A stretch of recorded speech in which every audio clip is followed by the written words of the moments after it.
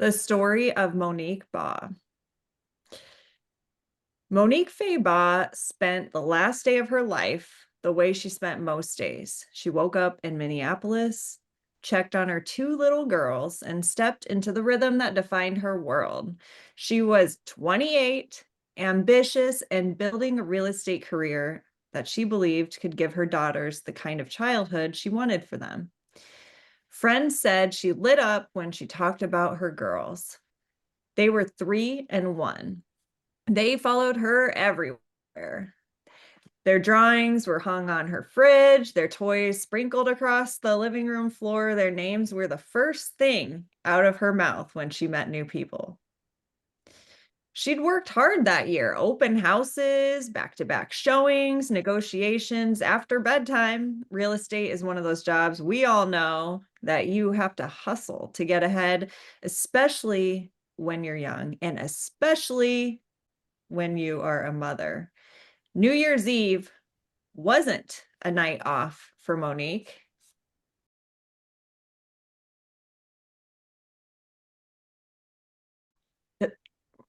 It was an opportunity. Last client before the calendar turned.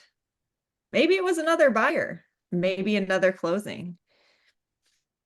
Earlier that week, she'd gotten calls and texts from a woman wanting to see a Maple Grove property. The messages were polite. They were curious, professional enough for Monique not to question them.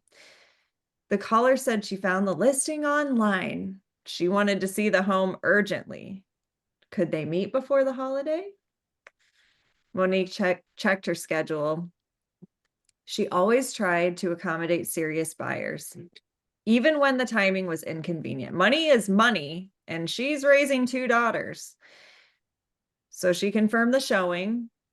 She probably told her boyfriend. She mentioned the appointment as she got ready for the day, sliding into the clean, professional version of herself that her clients trusted. What she didn't know was that every call and text had been calculated. The buyer who wanted to see the home was not a buyer at all. She was Elsa Segura, a former probation officer who had purchased a burner phone at the instruction of her boyfriend, Lyndon Wiggins. Fucking probation officer, you guys. That's wild. Wow. Segura's tone was chosen intentionally. Warm enough to earn trust, neutral enough to avoid attention. Segura had reached out repeatedly because they needed Monique to come alone. Red flag, anyone? They needed her to believe someone wanted to see the house. Monique drove to Maple Grove on December 31st. She parked, she walked up to the door. Maybe she checked her phone for the text confirming the showing time. Maybe she thought about her girls back home. Maybe she thought about bringing in the new year with her family later that night. She unlocked the door. Inside the empty house, 2 men waited. Cedric Barry and Barry Davis, no relation. Both armed, both ready, both carrying out orders tied to a dispute Monique had absolutely nothing to do with. What happened next was fast, a struggle, duct tape. The shock of realizing what she thought was a showing was something else entirely. They dragged her to the U-Haul parked outside. They forced her into the cargo area. The door slammed shut.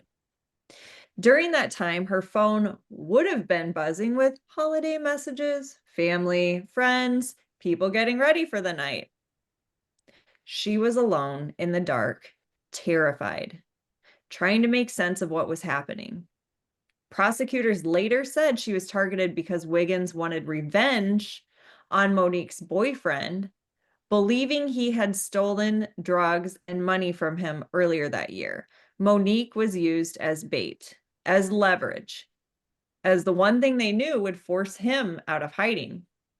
The men drove the U-Haul straight to her home. They used her key to get inside. This is really bad, guys. Her boyfriend was there with their daughters. Shots were fired. Her boyfriend collapsed, but somehow survived. The girls witnessed everything. They were toddlers. They would not understand what they were seeing, but they would never forget it either. An hour later, Monique was shot 3 times and left in an alley, bound alone, found by strangers who pulled over because something looked wrong in the snow.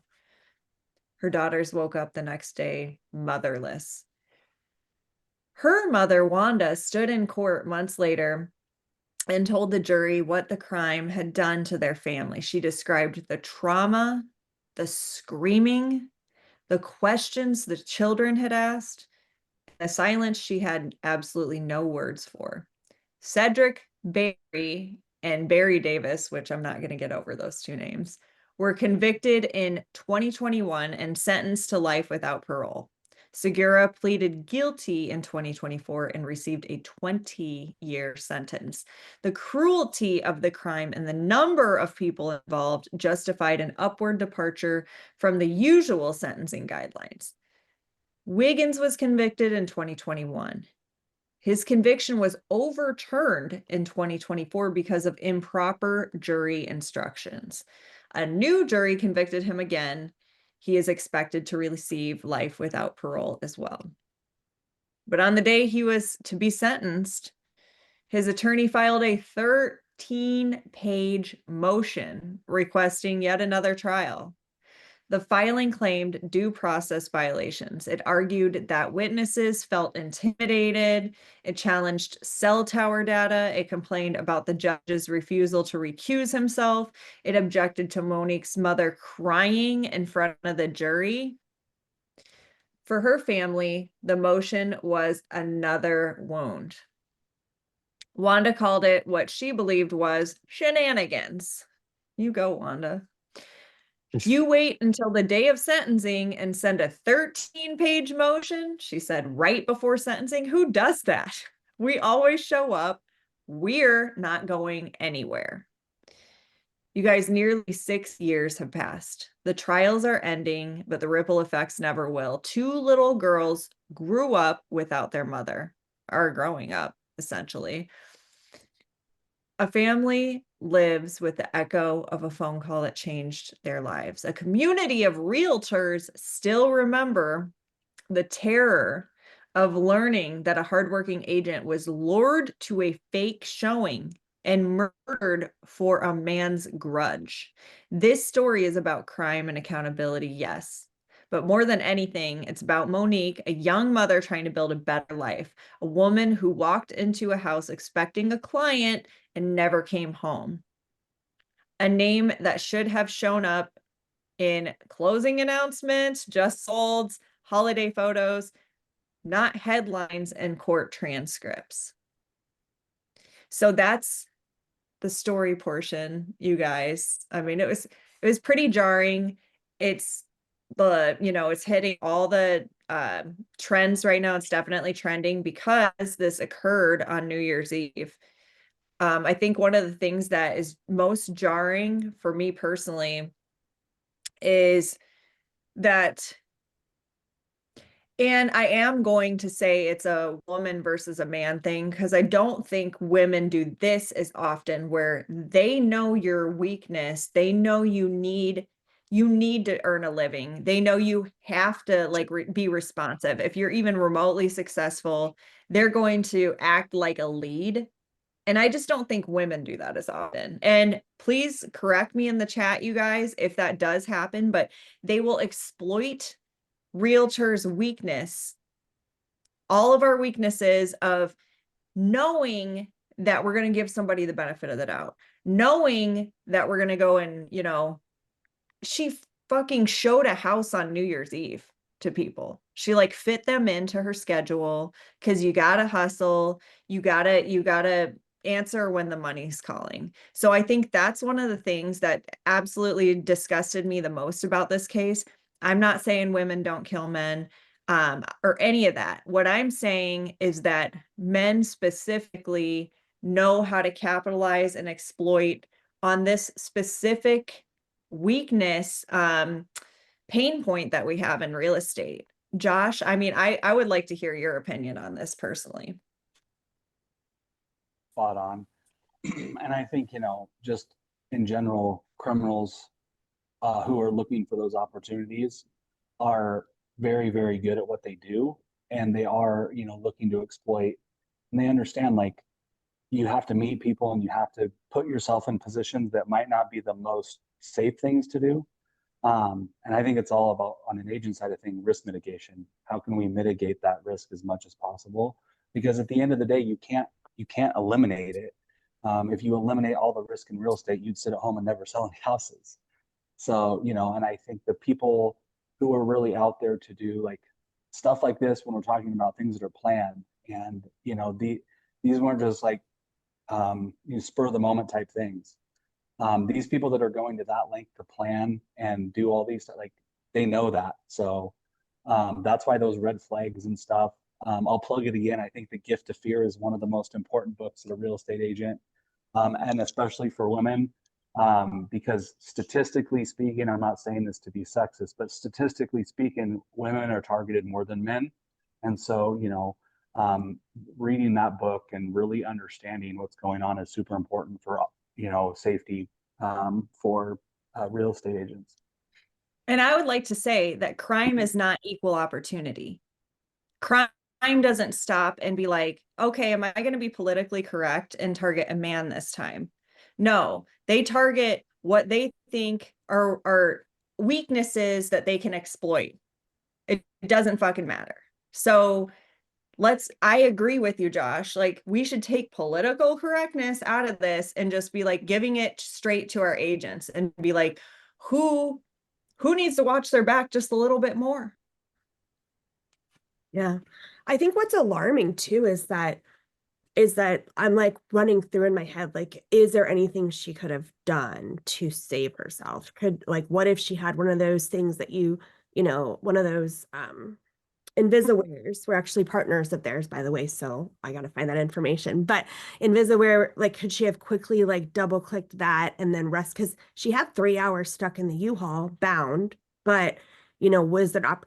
But I think what's alarming is that if she had run a background check on Segura or whatever her name was, it wouldn't have come up as a red flag. I mean, she was a probation officer, right? So, But Segura wasn't, well, I guess Segura, was that even like, she didn't even give her real name and it was a burner phone. that's right. So forewarn wouldn't have come up with anything. However, that would have been my red flag. Yeah. Forewarn, I forewarn the number and it comes back with no record. Yeah. Isabella said that's very, very scary. That's why we always have to be alert and think about what negative things can happen so we're prepared. Absolutely.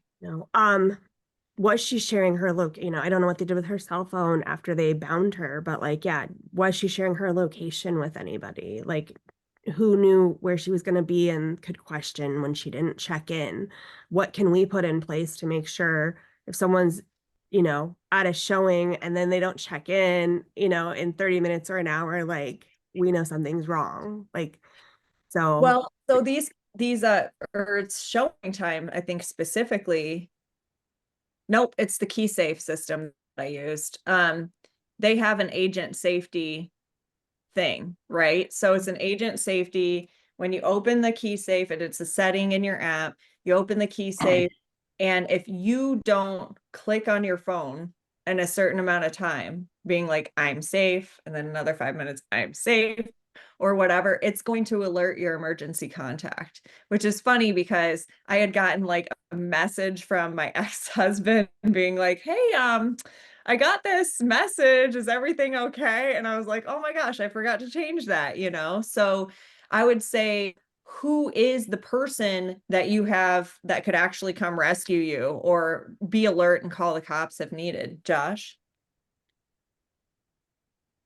One thing on that too, if you're using a lot of those, there's a couple different like apps on your phone. Make sure, especially if you have a watch that integrates with your phone, make sure those apps integrate with the watch, because one thing, like criminals will always separate you from your cell phone now because they understand tracking and all that type of stuff. But especially if your watch, a lot of people aren't going to take your watch off. So that's another thing, like little level of safety. Have something that you can hit on your watch or something if you do get separated from your phone. That a little extra layer of safety. So and I don't recommend this for everyone. You have to have a certain stomach for it. You have to be prepared to use it. But the only thing that I can think of in this situation that could have possibly saved her was being armed. If I walk in and it's not a chick, there's two black dudes that have duct tape out, you best believe I'm drawing my weapon immediately, you know? Yeah. Oh yeah, Um, good point. Brian says in the chat, Josh, give a bit of your background so everyone knows your qualifications on speaking. just some random guy that has a lot of opinions. No, I was in law enforcement for about 10 years. And then I've been in real estate. So prior to real estate, though, I had law enforcement training and I did a lot of crime prevention work.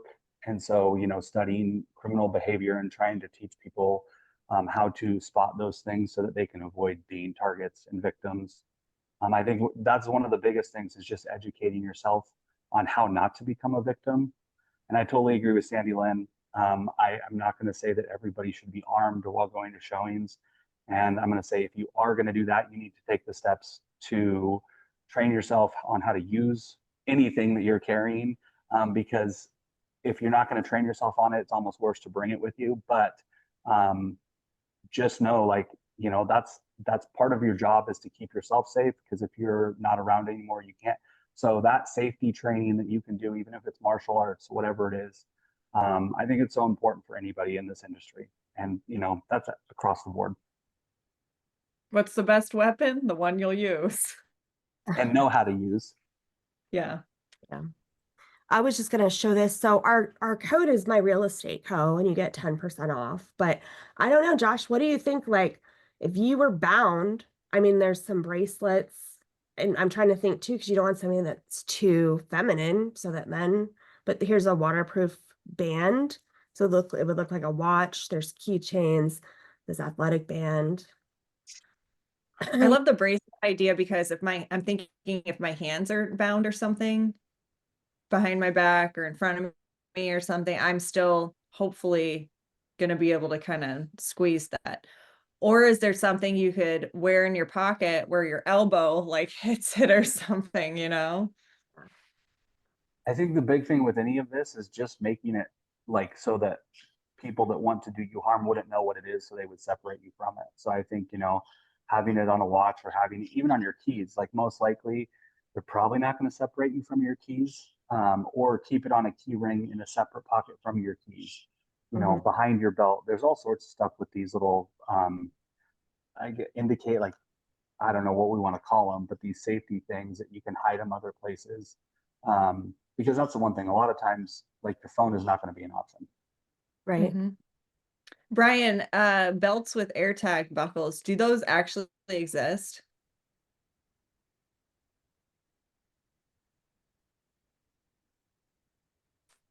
You're muted. Yeah, I'm looking up a couple now that most of them look pretty obvious, but I'm trying to find some that are like normal appearing.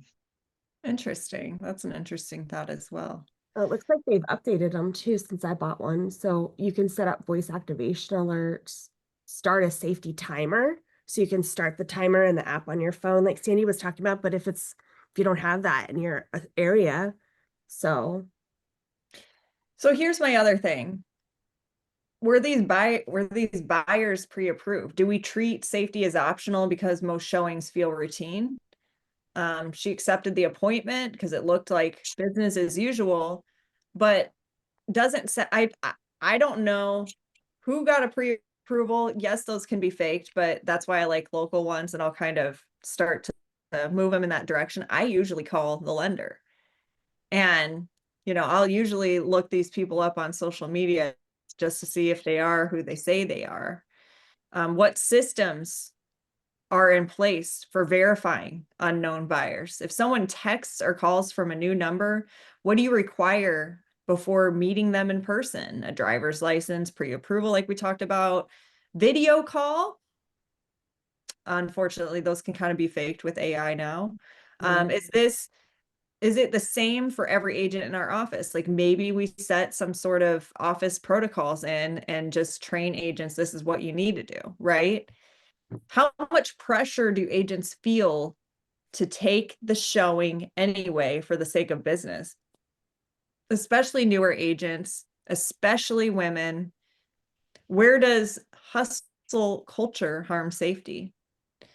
How do we normalize telling a client no when the situation feels off?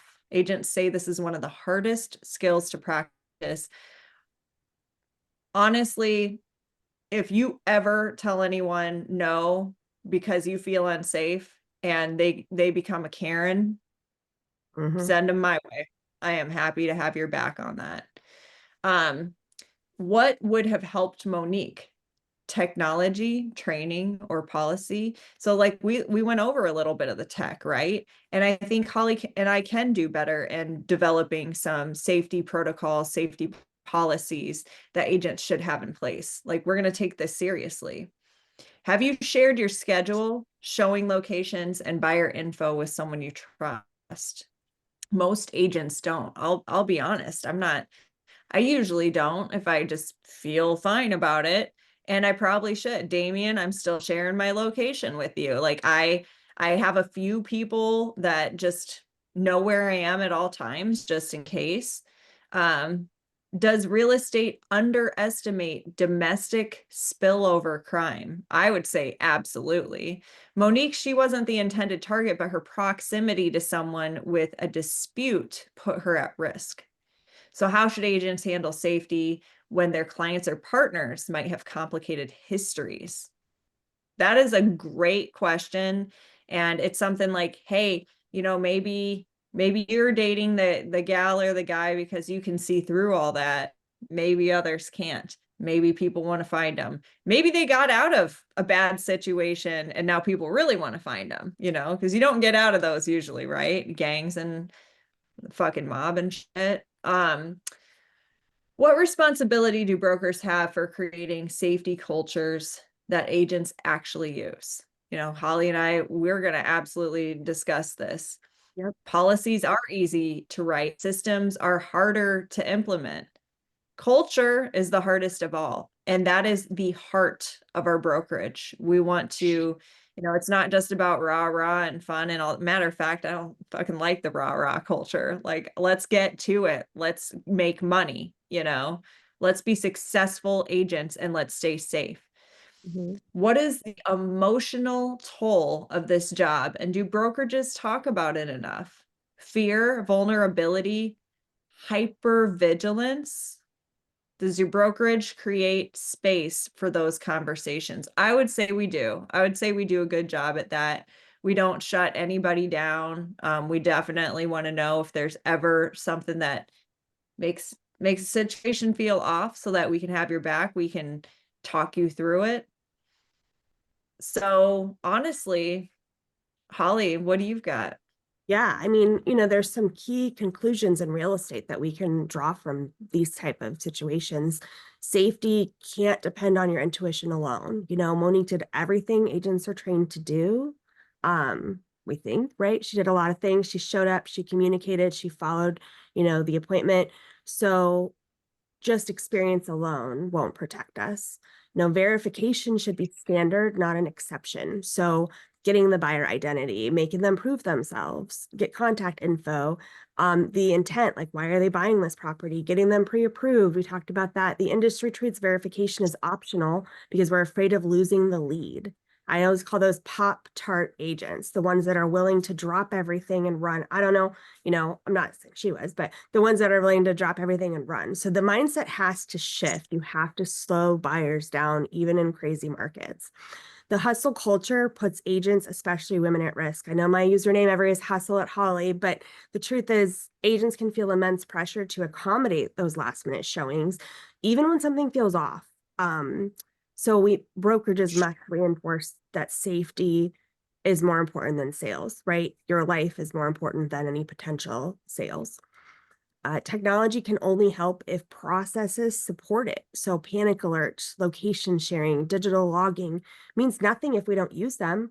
Like, I know you were just talked about the app on your phone when you show houses. How often do most of us just say, no, we don't want to start the safety timer? It's annoying. Or I might forget to shut it off and it'll call everybody. But safety tools must be embedded in the workflow, not tacked on as an afterthought. So every office needs a real safety protocol, not a suggestion list. So some things that we might consider: new clients must provide an ID before showing. We know that can be manufactured though. No agent meets unverified strangers alone at vacant homes. I mean, I think that's a good rule of thumb. Showings after dark require a check-in and a check-out. And it's wild in places where it's dark now at 4:30, but things to think about, right? A shared safety calendar or some sort of buddy call system. And single agents, just a lone agent, should not be isolated in risk-prone situations. So yeah, maybe as a solo agent, maybe don't go meet a client at a vacant home by yourself. So proximity to someone else's conflict is a real occupational hazard. So, in this case, like I said, Monique was targeted, but she wasn't the person, right? She was the person who had to pay the price. Agents regularly enter homes of clients with unknown histories. So we must always be on our guard. Have you ever gone to a house and you're like, oh my God, the drug dealer totally lives here? As I have. So, you never know when someone's going to come in and try to do something. Right. The brokerage leadership plays a decisive role. Safety culture is top down. And if we don't model responsible behavior, agents won't either. And we take this seriously. It's one reason why we started the true crime series. Most of them circle back to agent safety. Remember, Monique is a full human being, not just a cautionary tale. Sometimes it's in any of these news stories, sometimes it's easy to focus on the criminals and not the victims. So we want to remember that Monique in particular was a mother, a daughter, a young professional trying to build momentum. Her death is not just an abstract tragedy. It happened inside the same routine patterns that we all get into. Real estate is really the only profession where individuals meet strangers alone, like routinely. So we normalize this danger because it's a part of the job. And so we need to confront that. Safety doesn't reproduce production, it protects it. So agents who feel supported, confident, and protected stay in the industry longer and perform better. Safety is retention. Safety is culture. Safety is business. Safety is our priority. That's why I, compare real estate agents to prostitutes. Like, literally, give me one other profession where you're just meeting strangers and doing business with them, and they are highly targeted by fucking serial killers. So I think that it is important to have these talks. I did think about how can we leverage our ongoing Zoom room for agents as they're going and showing houses. There's an agent in my market several years ago that in one of the cities considered the safest here in the Quad Cities, during the day, she went to a showing and was raped at the house. And so just imagine, like, yeah, just if you are feeling unsafe, we can throw something, or not even feeling unsafe, you're going to routine showings and you're like, hey, if you guys don't hear from me, unmuting or something, or they can unmute if they feel something and we start to hear some shit that shouldn't be happening. I'm wondering if we can leverage the Zoom room for that. Josh, what you got? I just wanted you to define business in that last conversation when we were talking about prostitutes. It's an exchange, it's a transaction. We are in a transactional industry as well. Yeah, exactly. Brian wrote transactions. So no, thank you for tuning in to today's True Crime and Real Estate episode, and we will have more for you next week. Holly, close us out. All right. Hey, when in doubt, reach out, message us if you need us. We are here for you. We all started this morning with a blank slate at 0. So go out and talk to a buyer, a seller, or an agent today. Have a good one. Bye. Bye. Bye.